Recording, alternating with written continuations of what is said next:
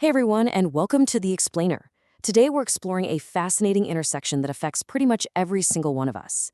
Look, we live in an era of endless scrolling, viral trends, and instant messaging, right? But as Muslims, we're also guided by a timeless set of spiritual ethics. So, how exactly do we balance a smartphone in one hand with the weight of eternal moral accountability in the other? That tension between our modern digital lives and our faith is exactly what we're breaking down today. Let's get into it. Seriously, I want you to think about your own scrolling habits for just a second. Have you ever paused right before hitting send on a message? Or maybe hesitated before sharing a controversial post, just wondering if it actually aligns with your values? We face these ethical dilemmas daily. Honestly, we face them dozens of times an hour just by looking at our screens. All right, here's our roadmap for today. We're going to start with the digital dilemma, look at core Islamic online principles, and then tackle backbiting in the digital age. After that, we'll cover protecting digital privacy, explore tech for spiritual growth, and finally, wrap things up with moderation and your footprint. Okay, let's dive right into part one, the digital dilemma. So our foundation for today comes from a really comprehensive study published in the Almighty Research Journal. It was put together by scholars from the Imperial College of Business Studies in Lahore, and they take a deep dive into how the explosion of social media has completely rewired modern communication. Their main argument? The core principles that guide our digital interactions absolutely must be rooted in the Quran and Hadith. It's a brilliant paper because it perfectly bridges the gap between ancient, timeless wisdom and our modern algorithmic timelines. Moving right along to Section 2, Core Islamic Online Principles. What's wild here is how seamlessly these traditional values map onto what we do online every single day. Take truthfulness, for example. That means actively avoiding the spread of rumors or unverified news. Sincerity challenges us to really ask ourselves, am I posting this for likes or am I posting this for goodness? Then we have trustworthiness, upholding amana, justice, ensuring we're actually being fair in digital debates, modesty or haya, which means keeping a respectful tone in our comments, and of course, the avoidance of harm. The scholars emphasize that Islamic ethics aren't just for the physical world. In fact, they demand even greater vigilance when you hit share, simply because of how unbelievably fast information travels now. Which brings us to number 3, backbiting in the digital age. We have to talk about this incredibly stark, powerful Quranic metaphor from Surah Al-Hujurat. It literally equates backbiting, which is speaking about someone in a way they would dislike, even if what you're saying is true, with the repulsive act of consuming a dead person's flesh. It really highlights just how detestable backbiting is in the eyes of Allah.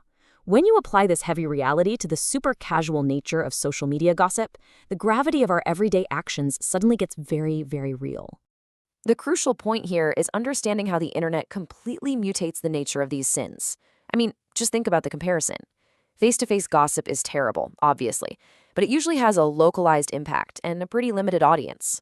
Viral social media slander, that is a completely different beast. The internet gives people this illusion of anonymity, and it amplifies the spread to potentially millions of people in a matter of hours. That causes permanent, totally irreparable reputational damage. The spiritual and social harm is just exponentially worse. Let's shift gears to part 4, protecting digital privacy. This brings us to the concept of amana, or trust, which is totally central to Islamic ethics. It's the spiritual and social responsibility to handle information with strict confidentiality. Look, in a world where taking and sending a screenshot takes literally 1 second, protecting a friend's privacy or just keeping a private conversation actually private is a sacred duty. Betraying that trust is considered a massive moral failing.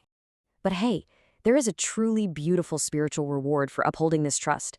This hadith reminds us that whoever covers the faults of another, Allah will cover their faults in this world and the hereafter.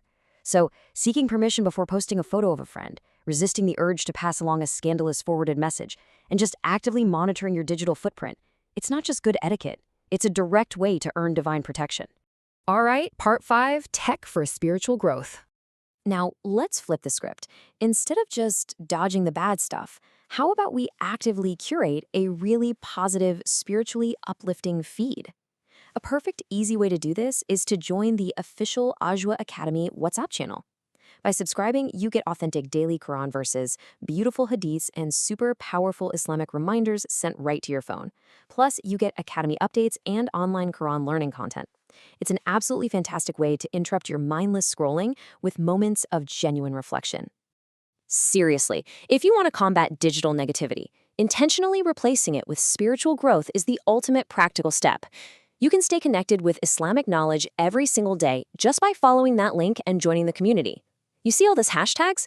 That's the kind of vibe we want on our phones. It's a simple, totally free addition to your daily routine, but it pays massive spiritual dividends. Actually, let's build an entire digital growth plan right now, using the sources we reviewed today. Step 1, book a free trial at Ajwa Academy. They offer Quran Nazra, Tajweed, and Hifz taught by real professionals. Step 2, you can master your pronunciation on your own time using the Learn Quran Tajweed app.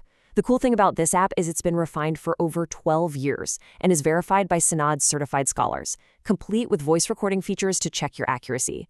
And step 3, subscribe to My Daily Reminder. It's this beautiful initiative that started in a university Muslim student association and now sends authentic hadith and Quranic insights right into your inbox.